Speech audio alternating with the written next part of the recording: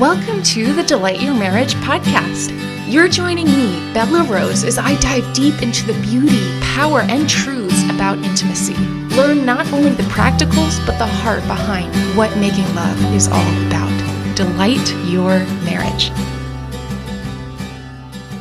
All right, welcome. Thank you so much for joining me. This is Bella Rose, and today I am super excited because we're going to be talking about conflict. It was such perfect timing because I feel like I wanted a framework for conflict. I wanted tools to kind of fall back on, and I feel like Larry gives that to us in this call. So really exciting stuff. I'm so excited to present this material to you. I was talking to a client yesterday, and in my work, I always recommend books and different resources and this person and that person, this person. And she was kind of challenging me of like, what do you see good about this person? Or what do you think about that? And, I had to clarify, I do not recommend anyone 100%. In fact, I don't even recommend myself 100%.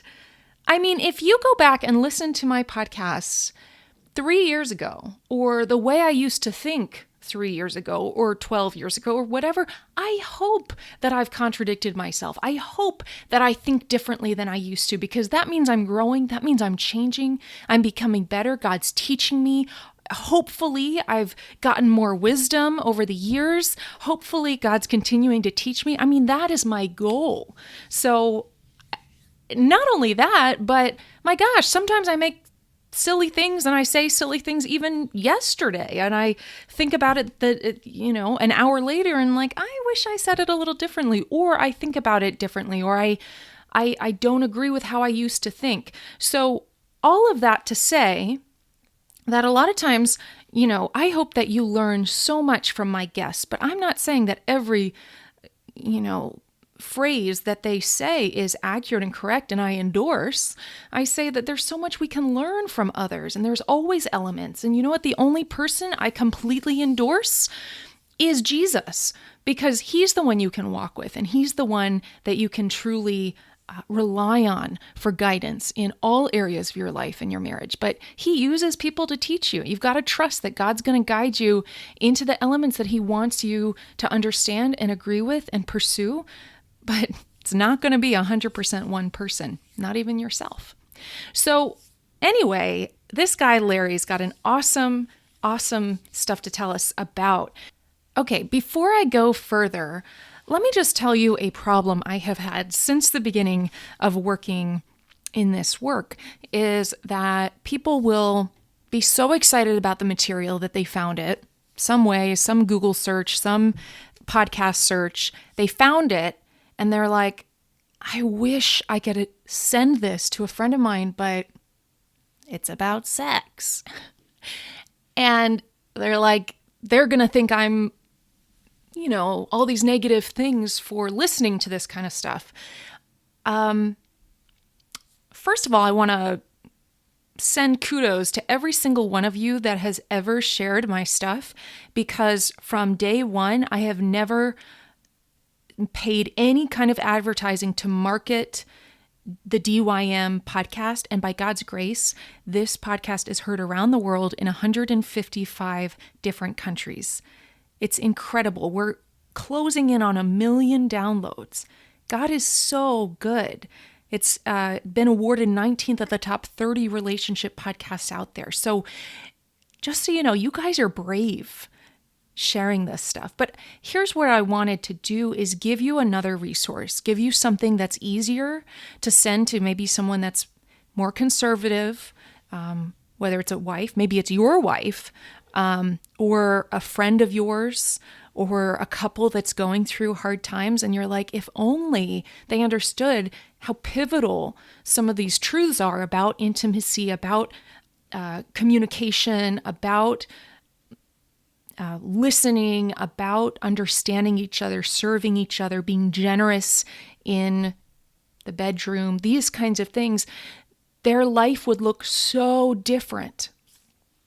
So what I've decided to develop is an answer to that. I want to give you something that's easy for you to forward on to a friend and say, hey, I thought of you. I think this would be cool. And it's not something that's like in your face about sex. So what it is a live webinar series that I'm doing, but you can also have the replay. Though live would be far better. So if you can, I would love for you to sign up. But go to www.delightyourmarriage.com/renew 2020.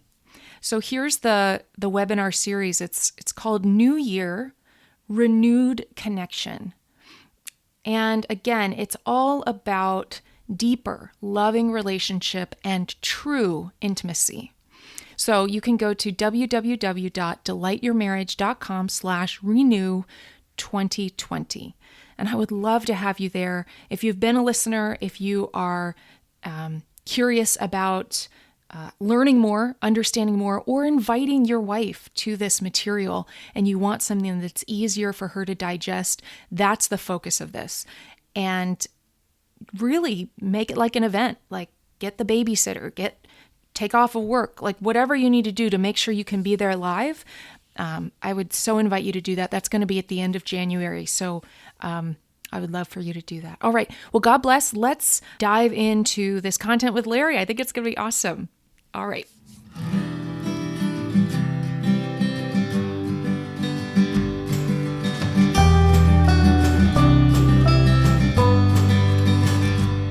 All right. Welcome back, Delight Your Marriage listener. I'm so glad to have you. And I'm really excited to have Larry on. Welcome. Hi. Nice to be here. Thanks for having me. I appreciate that a lot.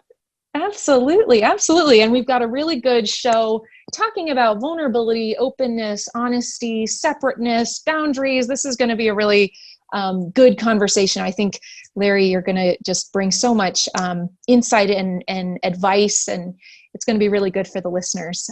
So what I want to do actually, Larry, is kind of bring it over to your side. And if you can just kind of give an introduction of who you are, your work, and what you're bringing towards this conversation, if you don't mind. So I've been a psychotherapist for about 40 years. Wow. I started in the field. I got drafted into the service and during the Vietnam era. And when I got out of the service, I went back to school. And I wanted to volunteer in the community. I didn't really know what I wanted to do. And this radio spot came on for the Rape Crisis Center. They were looking for volunteers. So I called.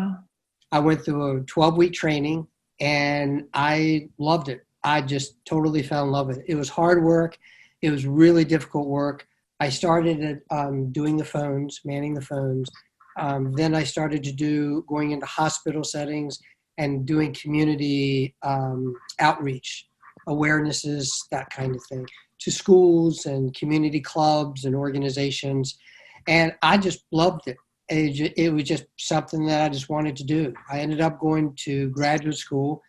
And when I was in graduate school, I focused on family therapy and basically couples and relationships. And I just dived into it. And I've been doing it ever since.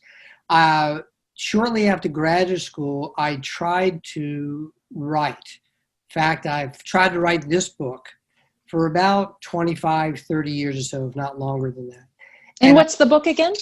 Independent Enough. Yes. It's a book just all about relationships, intimate relationships about colleagues and work people and friendships and extended family and with yourself. And I just never got anything published in all that time. Then in 1991, I was diagnosed with hepatitis C, which it came from my earlier drug years, which is why I got drafted into the service. I flunked out of school because of drug and alcohol abuse. And I decided in 1991 I was just going to clean my act up, get into some spirituality, get into decent eating and exercising, and go perfectly clean, no alcohol, no drugs at all, until they found a cure. And then about 3.5 years ago, they found a cure. I every time I say that, it's just so touching for me that Wow. Uh, Praise God. it was fantastic. I had been in a couple of treatment protocols that just about killed me with interferon Wow. and ribavirin. They're just horrible, horrible. And then this thing was just a pill I took over 2 weeks and it was gone. It was a Wow. miracle.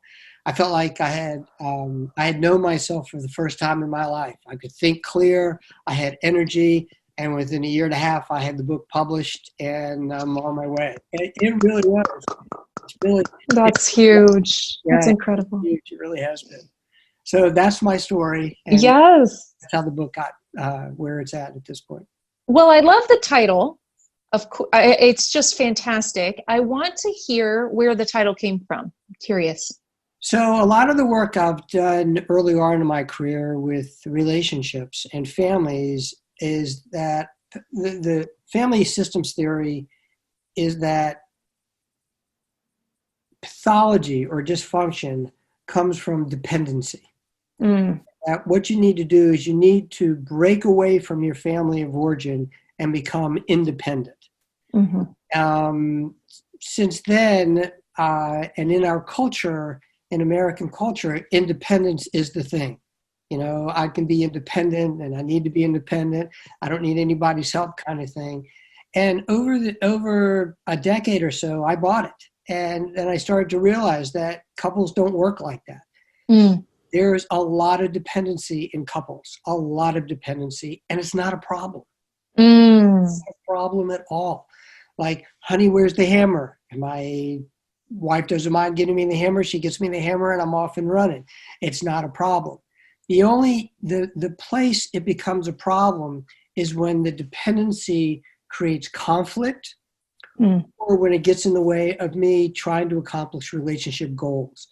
And so it's not about being independent, it's about being independent enough that when we run into conflict or difficulties in our relationships, whether that be intimate relationships or friendships or at work or wherever it happens to be, when we run into that conflict, it's about taking a step back and being independent enough, and that's where it comes from, to do some self-reflection, getting Mm. noise about the other person out of our heads, because that's what we do all the time.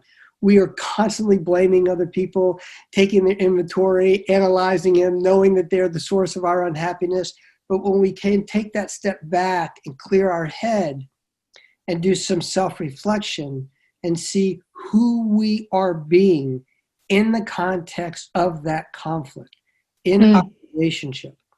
And it's not judgmental, it's not critical, it's not like analyzing like psychotherapy or anything.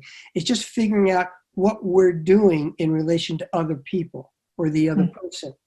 Once we do that, let's say I'm being too passive, then I can make some decisions that I'm going to try to be more assertive. So then I step back in the relationship and I try to be more assertive. And I keep going back and forth like that. And that's the independent enough piece. And Ah. what happens is that as I go and continue to do that back and forth, I grow as a person. Mm-hmm. My issues that come up with my wife or my boss or my colleagues or my kids or whoever it happens to be are issues I've carried with me my whole entire life. They just come up the closer you are in relationship to people. Yeah. And as they come up, that gives me an opportunity to grow. As I grow, the relationship grows. Awesome. And that's how I've been able to establish a 35-year marriage that is, I think, is the love of my life anyway. I've never loved anybody so much as I love Jolie at this point. And it hasn't been easy, but it's been that process of back and forth and my own personal growth. Because as I grow, I lead the relationship in the direction I want. And she has a choice. She can grow with me or she can decide not to grow with me. Yeah. So, okay. Really, really good insights here. I think some of the things I really love that you said so far is that it's not that you need to be independent completely. It's that you need to be enough so that there's a separateness, that you have a space almost between the two of you where you can reflect and say, who am I being in this conflict? Who am I? Right. What ownership do I need to take of this? And how can I be different in a way that's actually going to be productive and help us move forward? Right. And that process you said, grows us, this back and forth of Yeah. of becoming better. It grows me and it grows the other person. And we don't grow together. We grow like this in steps. I lead, she leads, I lead, she leads. And that's how it works. At least in the relationships that I've seen that work really well. Awesome. An example of that, and that I give in the book actually, is when we first married, I'd go to sleep early and she'd stay up late. And I always felt rejected. I felt like she didn't love me. I said in a decent way, why couldn't she just do what she wanted me to do? And I'd go to sleep and I'd ruminate about, why doesn't she do this? I wish she would. She could just do this. It's not a big deal. And she'd stay up late. And every time I'd bring it up to her, she'd feel criticized, as well as what I felt, she felt criticized. So we argued about it. We talked about it. We cried about it. And at one point I said to her, honey, we really need to figure this out. It's about 5 or 6 years into our marriage. And I said, look, why don't we compromise, right? 3 days a week, I'll go to sleep early and you come to sleep with me. 3 days a week, I'll stay up late for you. And the seventh day is a Saturday night is not a problem whatsoever. She says, great. So the very first night I go to sleep early, she stays up late. We went the next morning arguing about whose turn it was.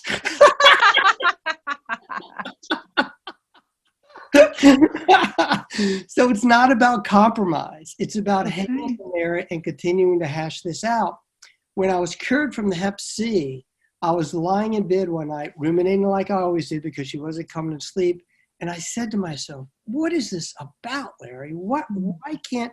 And then I realized, why can't I go to sleep? Why do I need a teddy bear next to me? What is my problem here? And I was acting like a little kid. And so I had to take the thumb out of my mouth and say, you got to start growing up here a little bit, Larry. Yeah. But from there, I started to grow. And at this point, we don't have the issue anymore.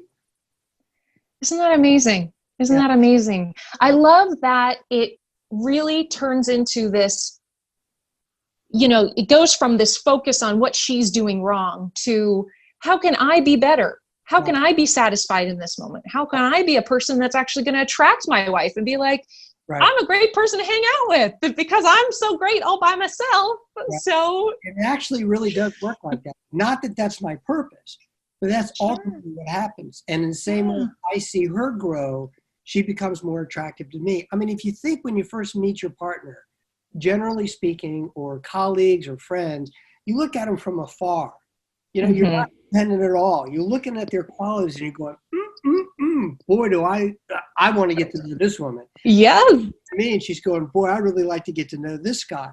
But over a period of time, you just get so enmeshed with each other, right? Trying to feed each other's needs kind of thing, that you lose that distance, that space that you talk about. You lose that space between the two of you. And it's that space where you can really grow love. You can't grow love in your face. You can only grow love with the space. Yes, I love that. Love.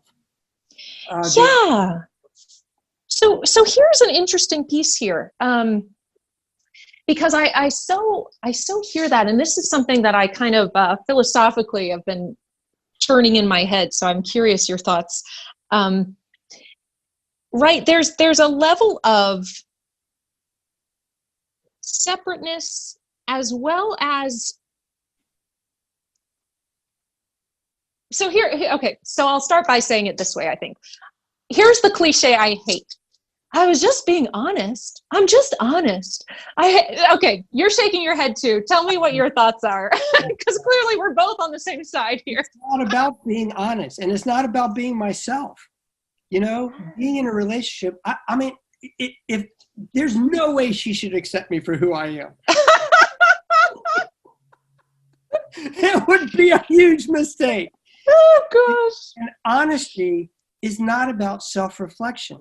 Honesty is not, it's not about going deeper into yourself to figure out what part you're playing. I often tell a couple, it's not a 50-50 proposition. It's a 100-100 proposition. So I'm going to look at my 100. And just by being honest, that's not my, if my honesty creates problems or difficulties, then what is the purpose of honesty?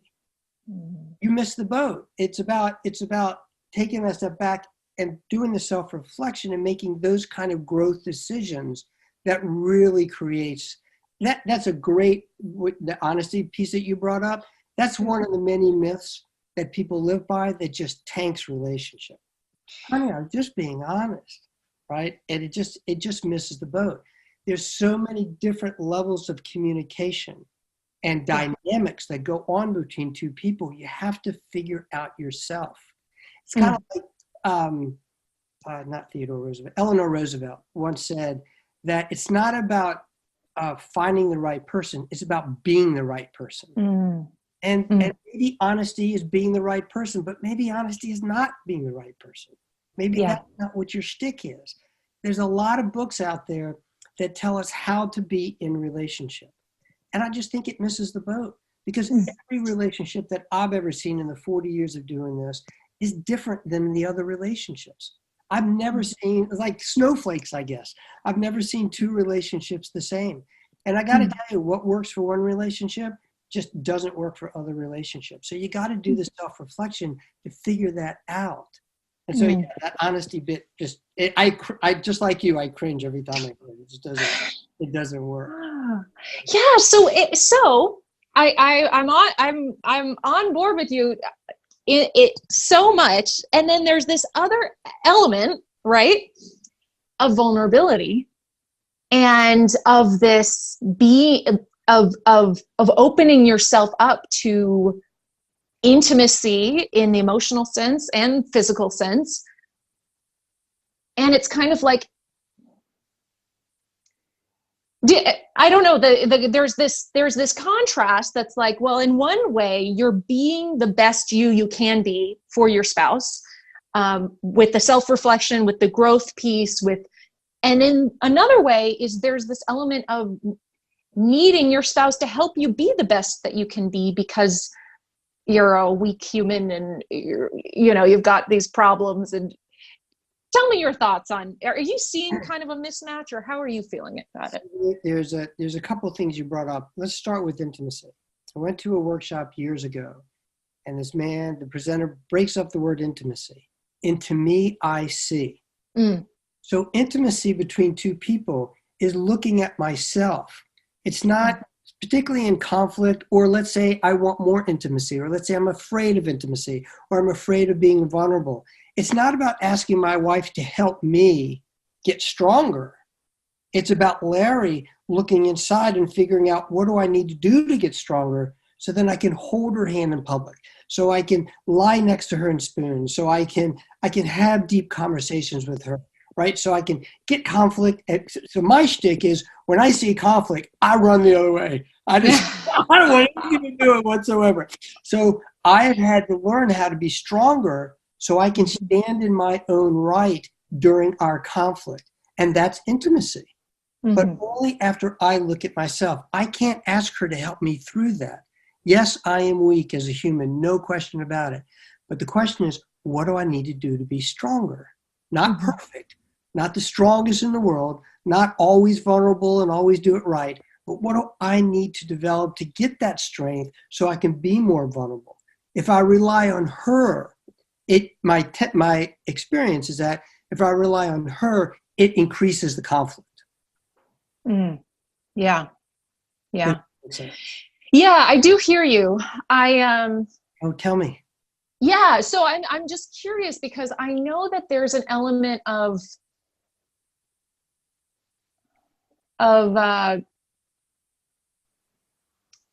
emotionally disrobing, right? Of being free with your spouse that allows you to have a joyful existence together, fully unified, fully connected, in a good sense rather than in a dependent sense, I guess. But so there's an element of, for example, I'll just tell on myself because I like to do that in this podcast. So I have been an overeater, emotional eater for so much of my life, and bulimia when I was in college and things like that. But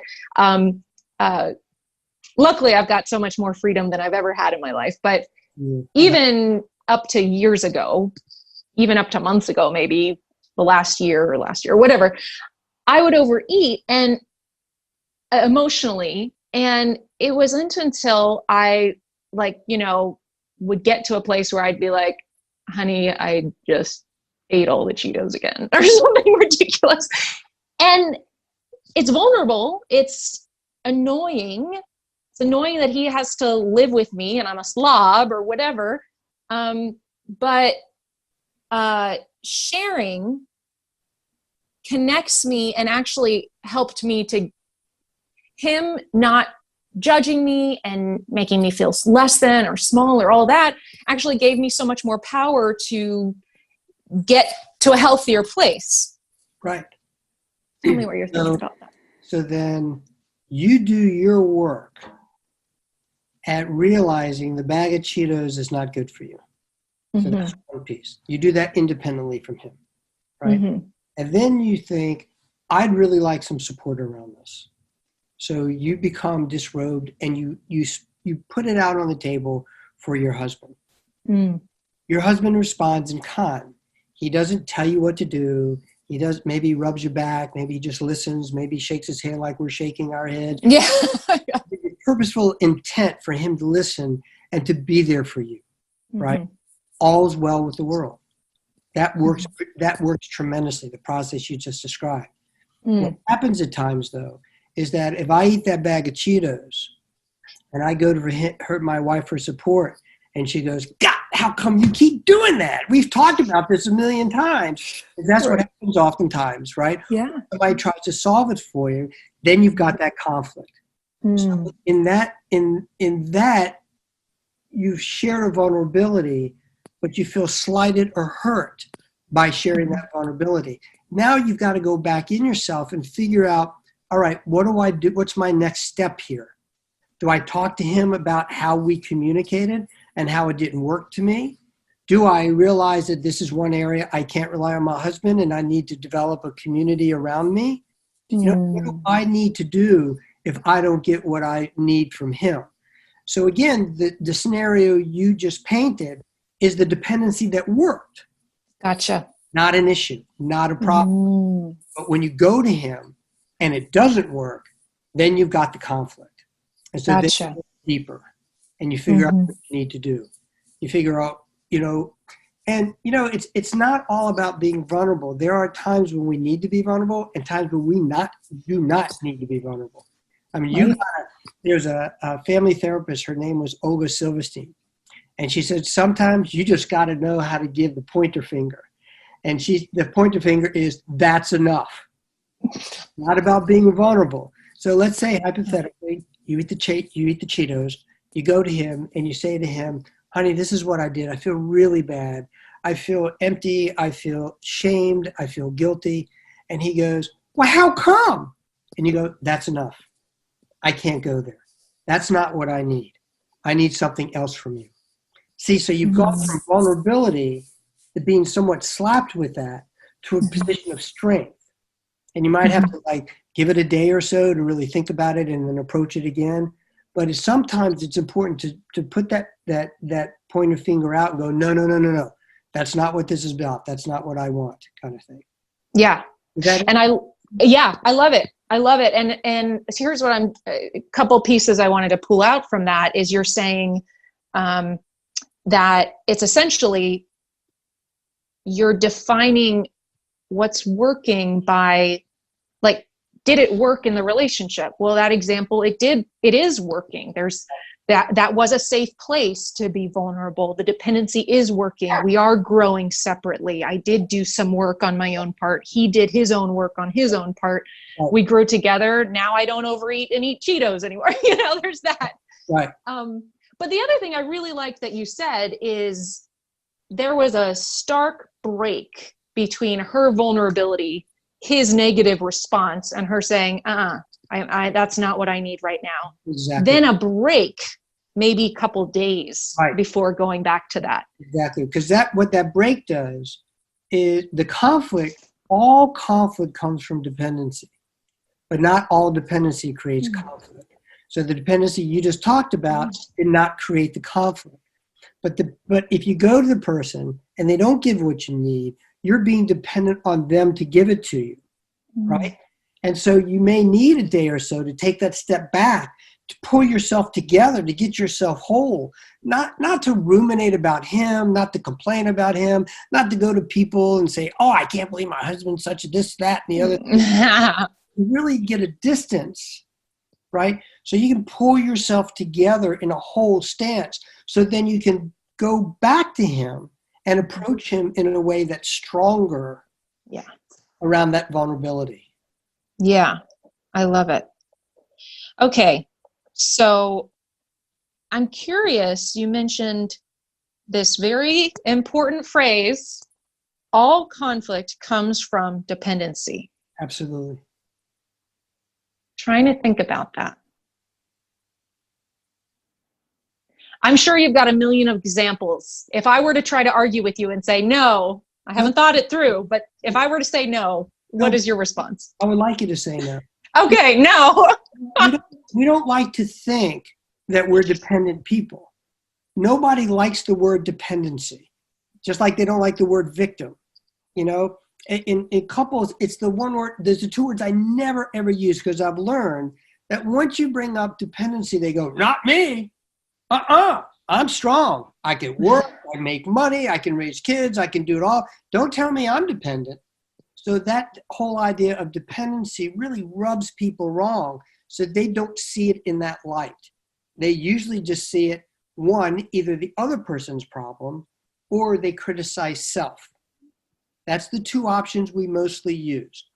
Criticize husband for not giving it to me, criticize myself that maybe I wasn't asking right, or maybe I need to be stronger, or maybe this, or maybe that. So we go into this judgmental, critical piece of other and self, as opposed to seeing it for what it really is. I mean, look at politics. Look at the conflict around politics, the mean-spiritedness, the anger, the attacking, the criticisms, the biting. All that is dependency. I mean, the right is dependent on what they're dependent on. The left is dependent on what they're dependent on. The middle is dependent on. Everybody has a picture of the way we want it to be. And when it's not like that, we just go, and we get in this huge conflict. As opposed to, I was reading an article just the other day by a man, I can't remember his name, 52 years old. He was a SEAL in the Navy. And he just went back to Yale University to get a degree, undergraduate, 52 years old. Wow. He talks about having been a very opinionated political patriot. I mean, anybody said an inch off of patriotism, he was on them.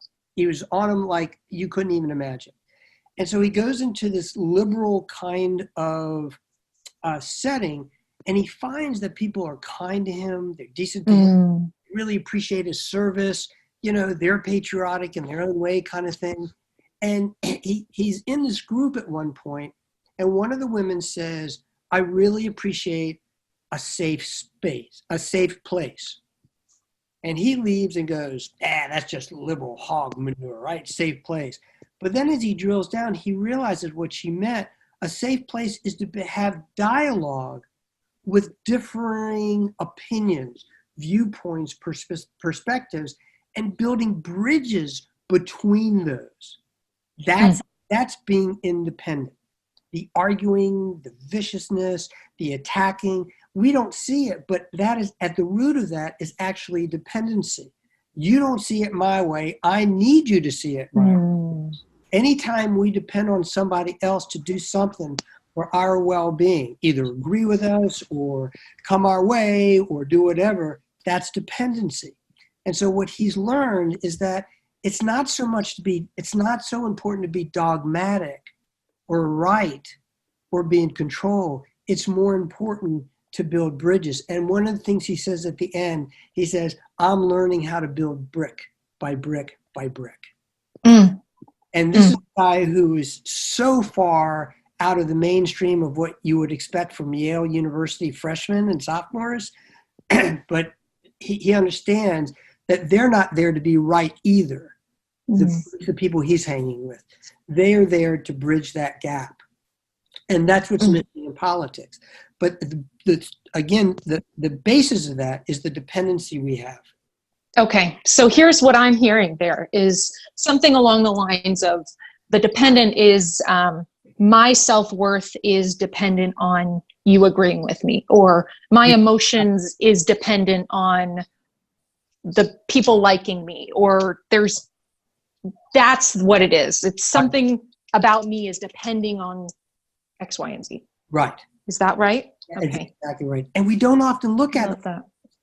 We don't often see that that's what we're doing because we're so enculturated, and we see it on the news, and we see it in our relationships, and you see it in relationship books, and you see it in movies, and we just never take the time to go, oh my God, this is what I'm doing.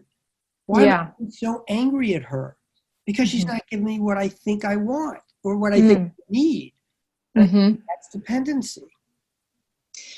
So it may beg the question at some point of, I'm sure you don't think all conflict is wrong. Oh, no, not at all. That's what helps us grow. It's the conflict. See, when I do conflict with my wife, and I can take that step back and do the self-growth and then step back into the relationship, I've grown. That's a healthy conflict. I carry around resentment and anger and withdrawal.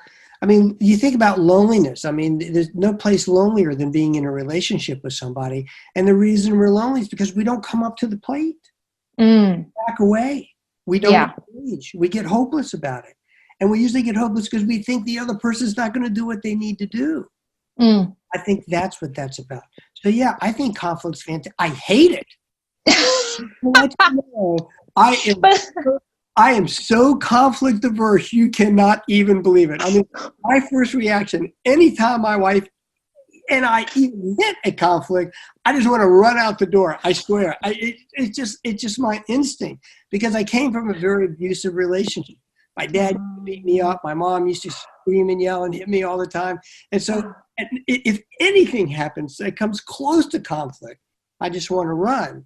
But I know that if I hang in there and do this process that we've talked about, I'm going to be better. She's going to be better. And our relationship is going to be deeper, more intimate, more loving, and more companionship. I love that. Well, give us, if you could think of some, if we can maybe say 3 top guidelines of healthy conflict, what would you say? What do you can you clarify? So maybe some your most important rules to make sure your conflict is healthy. Is healthy?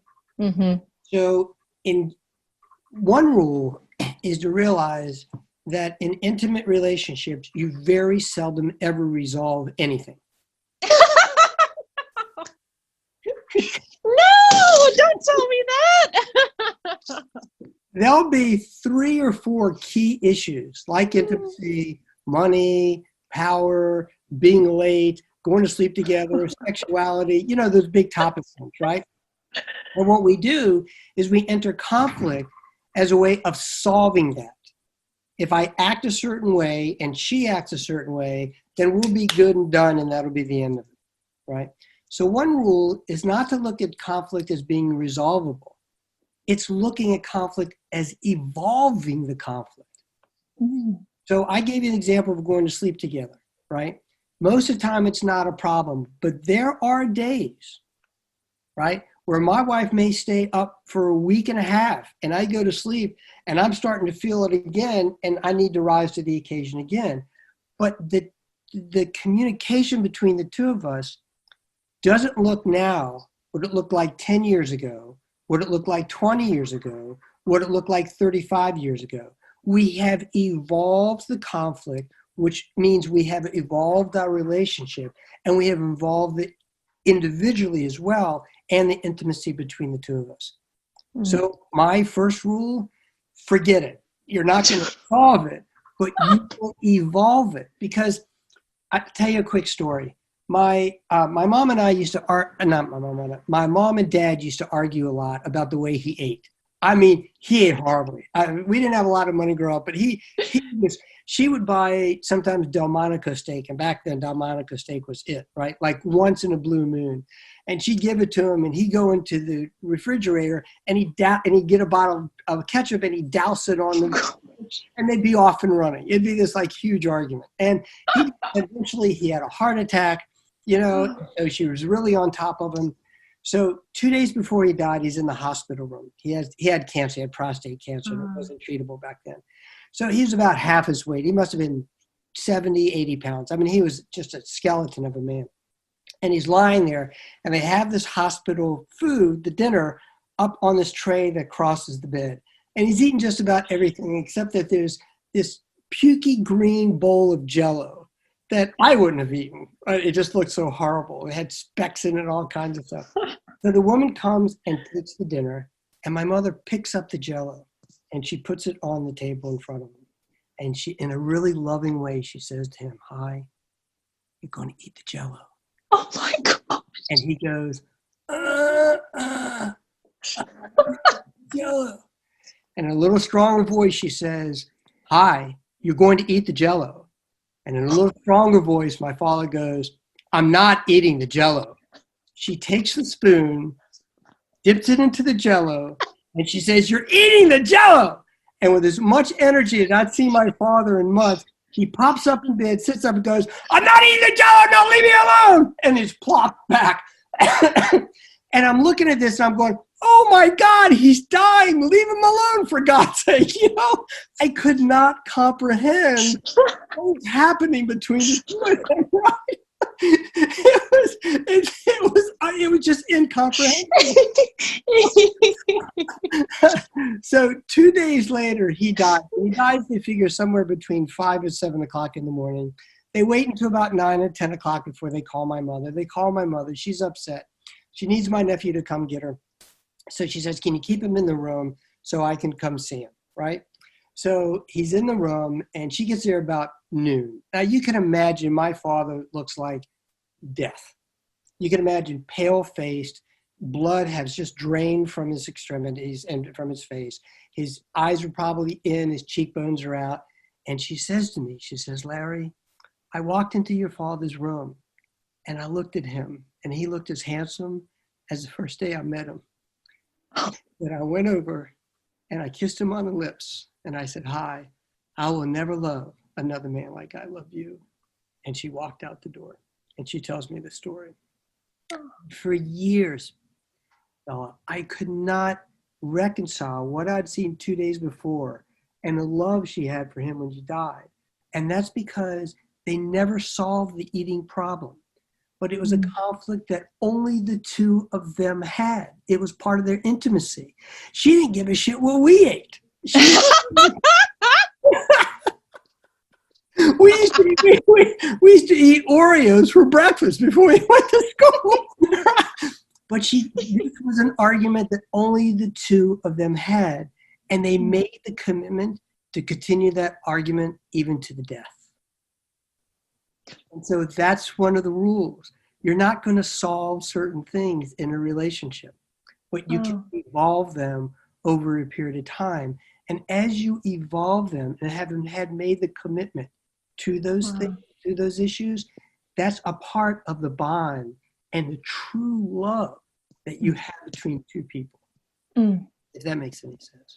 Oh, it's powerful. That's awesome. Absolutely. That is awesome.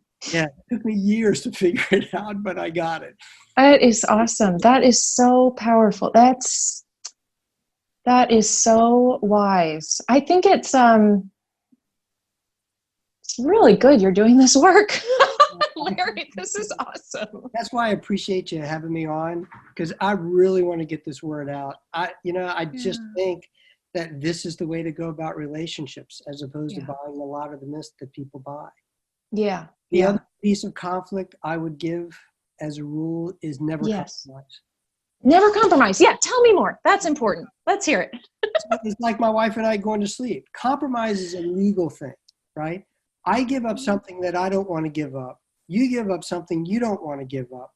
That's the seed for mistrust. Because if I give it up, I'm going to watch you to make sure you're doing your part, and you're going to watch me to make sure I'm doing my part. So it really doesn't accomplish anything, generally speaking.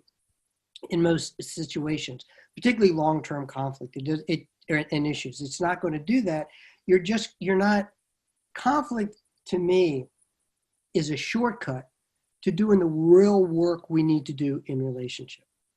You know, like when my wife and I, 3 days early, 3 days late kind of thing, I didn't want to go to sleep late and she didn't want to come to sleep early. I mean, it's like we didn't want to do it. So we continue to hash it out over 35 years, and it becomes part of our intimacy and our deep love for one another. And that's the second rule that I would say. You just don't compromise. It's an easy legal fix that doesn't work in relationships or in work relationships or in friendships or extended family. It just doesn't work. To have the ability to stand in your own self and do the conflict in a decent way.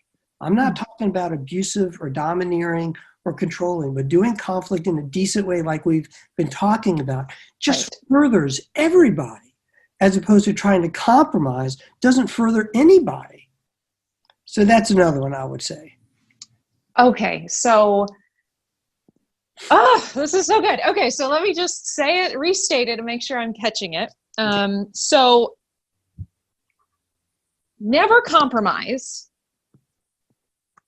You're having the conversations in a respectful, decent, low tone. We're not screaming, we're not arguing in giant emotional bouts. We're taking breaks when we need to make sure that we're respectful of each other. But what that does, here's the piece I guess I want to say, is that gives us, if you've been doing the work right, I guess, and you've been doing this conflict well, when you're not compromising, you're doing your work, self-reflecting, recognizing you need to grow in your ways, and then you trust that she or he, your spouse is going to do their work. And so you have, so often, here's what I'm guessing where you're going with this, is that the right kind of, you're going to move in a good direction. So it's not like you have to feel like somebody's winning or losing because somebody's growing. Right. What is it? Tell me, is that about right? Yeah. I don't trust that my wife will do what I want her to do or her part of this. I can't do that because I got her too much in my head. Yep. My personal growth is my personal growth in conflict. So I've got to stay pretty much centered and grounded in myself in order to do that. But I trust that if she doesn't do what I want her to do, I will then be able to go back to myself and figure out what else I need to do and then step back in the relationship. And when she doesn't do it again, I'll continue to do that over and over and over again. Now, if the discrepancy gets too big, if I have grown, let's say we meet look at it as a growth scale from 0 to 100. 0 being when we're little babies and we're totally dependent, 100 being totally independent, which is impossible. But we meet people that are on the very similar scale as ourselves. We don't believe it, but it's true. Otherwise, you wouldn't be with somebody.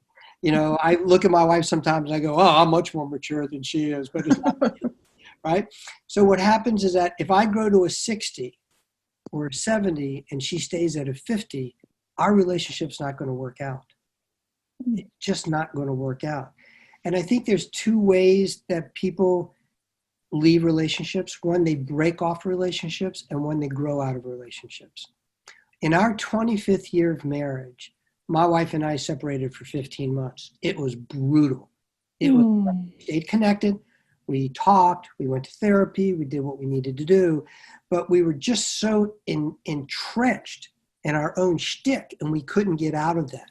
So we needed to separate for those 15 months.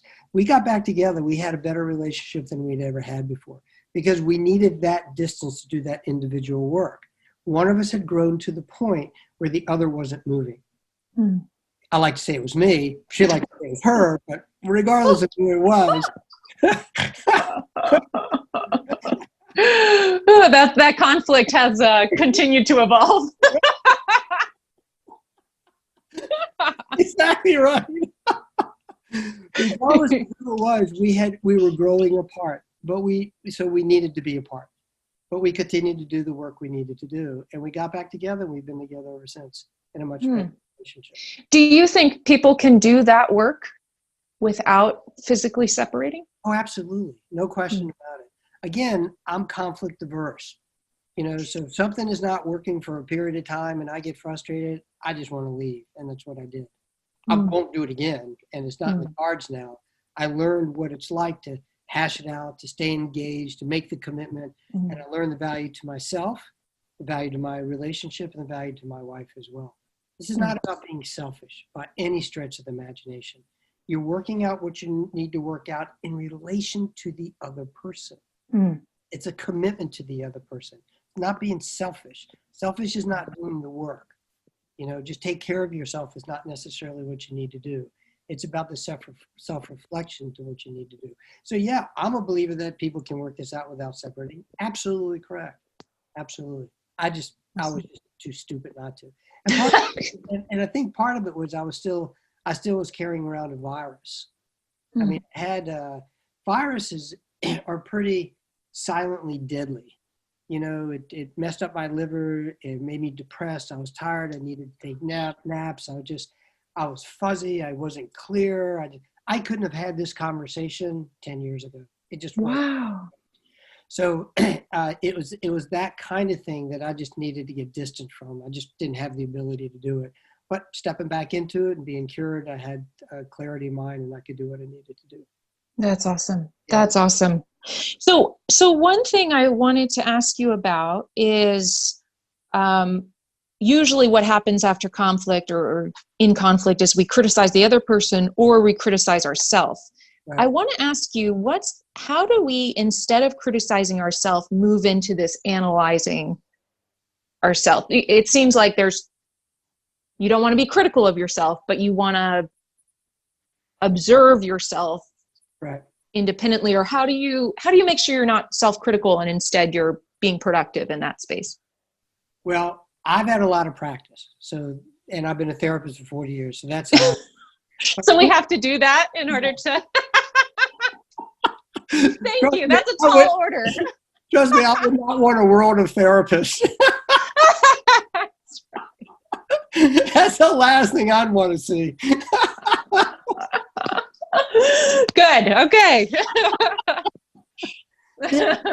There's a myriad of ways of doing this. You can have close confidants that you trust. You can go into therapy yourself. There's self-help books about how to grow. There's self-help books about criticalness and being judgmental. There's spiritual pieces in Christianity, there's Judaism, there's Buddhism, there's a lot of different ways that we can work. The answer, oddly enough, we already have, but we have to get enough distance from ourselves to see it. Like I was sitting with a woman today and we were talking about her relationship with her husband and she went, aha, I got it. I just had an aha moment. She says, I want to end the session. I don't want to go any further. That aha moment only came from our discourse. And I wasn't telling her what to do. It was just this general conversation that was moving along. She was challenging me a little bit. I was challenging her. And boom, it hit her. Wow. And it's that kind of thing. It's like one of the ways of doing this is that when you're reading even novels, but self-help books or whatever you're reading, and you come across a word or a sentence or a concept, and it must have happens to me all the time, must have happened to you, where you go, yeah. At that point you stop, because that's what you need to work on. That's your brain telling you, ooh, this is worthwhile me spending a few days on. And so what I do is, and David Brooks is a New York Times editor, also says that what you do is that you practice. You keep something in your head for a period of time and you practice it and you practice it and you practice it. And sometimes you slip and sometimes you're better than other times, but it's about making that commitment to self to practice what that and usually that is non-judgmental and not critical. Mm-hmm. So I went to a talk once with Richard Bach. He wrote Jonathan Livingston Seagull and The Love Story. This was back in my era, like back in the 60s kind of thing.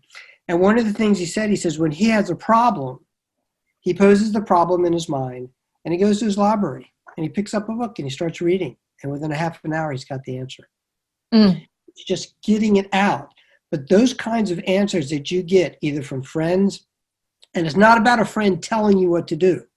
Because trust me, my buddies got opinions all over the place, right? Some of my closest buddies are the last people I'd ever go to with something like this. Yeah. But I've got a couple good buddies that I can go to, and I can say, hey, look, I'm jammed up and I need some help. You got a Friday night or Saturday I can meet you for lunch or something?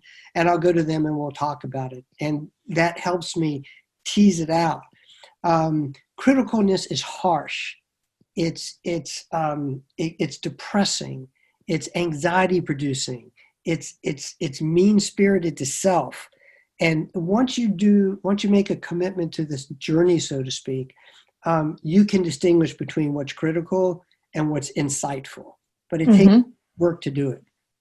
Awesome. Well, here's one thing I want to circle back, and I know we're running on time, but I want to ask you real quick, this metaphor of how, I guess, growth or something people are, whether they're at 50 or 70 or where they are.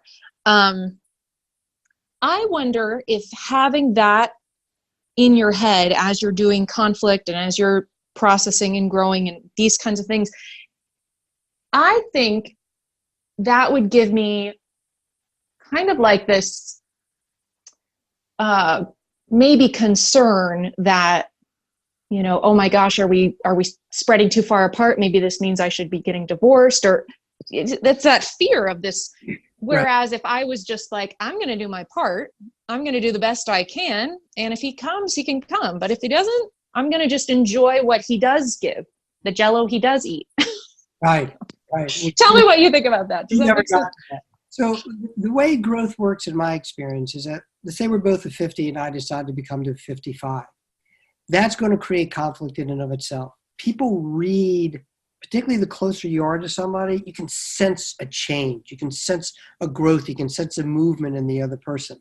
A lot of times if one spouse goes into individual therapy, that will scare the heck out of the other spouse, because they know they're going to be talking about them, or they're going to be changing, or they're going to do this, that, and the other thing. So it's scary, and that creates conflict. I just lost you. Are you still there? Yeah. Okay. So can we keep doing this? Yeah. You're good. Keep going. There you are. So what happens is I grow to 55, and my wife stays at 50, and that creates a certain conflict. What happens at that point is, and what happens to a lot of people, because of exactly what you're saying, Bella, is fear of loss of relationship. That's why most of us don't do this. That's why most of us won't grow. That's why most of us don't do conflict, because we're afraid the other person's not going to like us and they will ultimately leave, whether it be in business or work or intimate relationships or family or whatever it happens to be. The bottom line is it's a psychological death of the relationship that we're scared of. And so as I move to 55 and she has a problem with that and creates conflict, sometimes I'll go, okay, forget it. I'll come back to 50. Yeah, right. And we're miserable. And I know couples like that who've been together 30, 40 years, and they're absolutely miserable with each other. It just doesn't work at all, because they've maintained what we call homeostasis, the same place, and they're not moving. The other thing that can happen is that one person moves to 55 and then to a 60, conflict happens, but the person at the 50 goes, well, I ain't much choice here. I can leave or I can go with them, and I'm going to go with them. And so that person grows. That's the process my wife and I have taken over 35 years. It is never that two people grow at the same time. It doesn't happen. We lead relationships to health. We don't join into health, if that makes sense. Well, people has grown. The third scenario is I grow to a 60, a 70, she stays at 50, and we grow apart. So Larry, here's what I think. I think your and my conflict here is just not going to be resolved, and I'm not going to be able to compromise. So here we are. And I think that's perfect. I think that's perfect, because I feel close to you. I mean, I think it's a good conversation. I like to do forever. I'm having a fun time. I'm having a great time too. Well, tell us, Larry, tell us where our friends and family on DYM can find you, your book, that kind of thing, because I'm sure they're going to want to learn more. I have a website. It's independentenough.com, which is the name of the book, Independent Enough. And you can go there. You can download the book for free, or you can go on Amazon and you can download it there. Or you can buy it there, both on audio and in paperback as well. So awesome. Either way you can do that. There's also, I write a weekly blog, and that's accessible through the website as well. And if people want to notice, they can just fill in the contact sheet. And after I write the blog and it's up for a day, I send out a notification to all the people who want to be notified of the blog, so they can follow it on a weekly basis. And it's the personal stories that I've just told, but it's learning at the same time. And I think people generally, they share it a lot. They give it to other people. They tell me they really enjoy it. So that's another way of being in touch. The other way is I give speaking. I do a lot of speaking, and if somebody wants me to come speak, there's a page for speaking engagements that they can sign, and we can have a conversation about that. So those are basically the ways, or listen to podcasts like yours. Awesome. Website as well. There's awesome. There's radio spots. There's all kinds of stuff. Awesome. Awesome. Well, Larry, thank you so much. This has been really fantastic. Really appreciate it. Very welcome. And thank you. You are a tremendous host. You really are. You're terrific. I've talked to a lot of people. You're way up there, Bob. You really are. So thank you for the opportunity. My pleasure. Thank you. Awesome. Thank you so much, Larry. That was so good. I hope that you, the listener, have really enjoyed the conversation and gotten a lot out of it. I know that I have, and just thinking about it after the conversation has been really helpful. So, okay, well, in terms of coming up at the end of January, I would love for you to join me live on a webinar series. If you've never attended one before, it's a real treat. And people have told me even years later that was a catalytic webinar. It was a catalytic moment for their marriage to really change things. And I really am hoping and praying that it is for you as well.